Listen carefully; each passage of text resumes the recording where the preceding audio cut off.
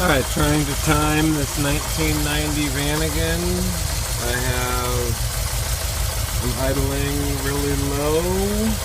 I've done a full tune-up.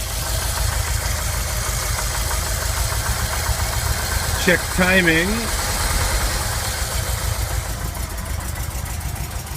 My Digifant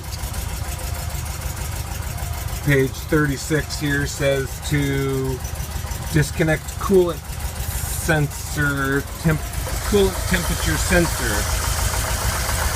Okay, so I gotta disconnect my coolant temperature sensor down here, making sure it doesn't rest on the exhaust, and we die immediately.